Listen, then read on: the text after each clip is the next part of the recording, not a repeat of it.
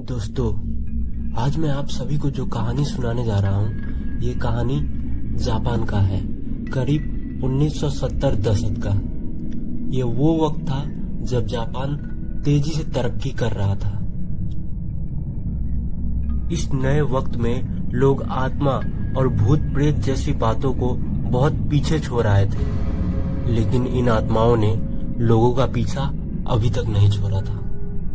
कुछ ऐसी घटनाएं हुई जिनके बारे में सुन के लोगों के रोंगटे आज भी खड़े हो जाते हैं। ये है कुचिसाकी ओना, एक अर्बन लेजेंड की एकदम रियल स्टोरी, जिसकी वजह से 1970 की दशक में पूरा जापान खौफ में था।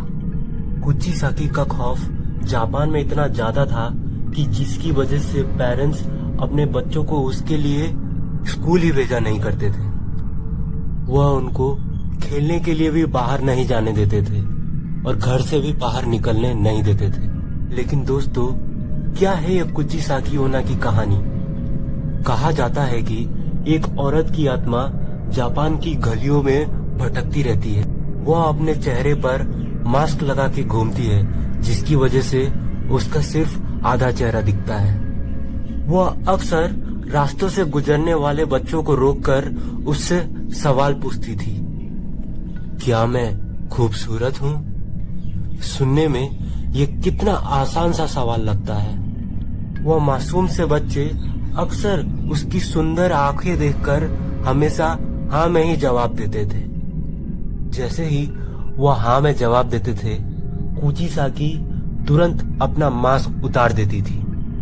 कुचिसाकी का चेहरा बुरी तरह से कटा हुआ था। ऐसा लगता था जैसे कि उसका मुंह किसी शार्प नाइफ से काट कर फाड़ दिया गया हो। अपने इस चेहरे को दिखाने के बाद वह बच्चों से फिर पूछती थी, क्या मैं खूबसूरत हूँ? इस चेहरे को देखकर अक्सर बच्चे डर जाया करते थे।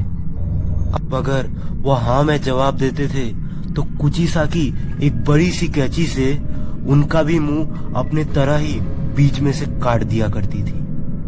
बहुत ज्यादा खून बहने की वजह से बच्चों की मौत हो जाती थी।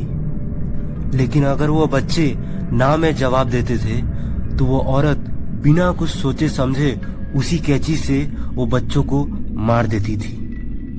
लेकिन कहां से आई ये कुचिसाकी? कौन थी ये?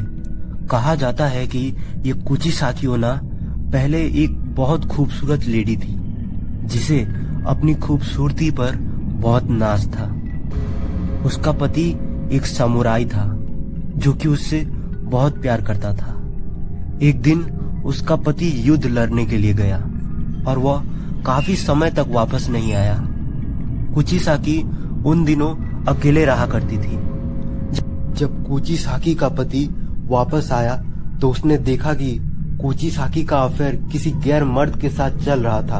उसने यह देखकर तभी कुचिसाकी का मुंह अपने धार तलवार से बीच में से फाड़ दिया और फिर उसने उससे पूछा, क्या उसे अब भी अपनी खूबसूरती पर नाज है? वो औरत दर्द में रोती रही। उसकी ज्यादा खून बहने से उसकी मौत हो गई। उसके बाद से उसकी आत्मा जापान की हर गलियों में घूमने लगी और हर बच्चे, हर आदमियों से बस एक ही सवाल पूछती थी, क्या मैं सुंदर हूँ?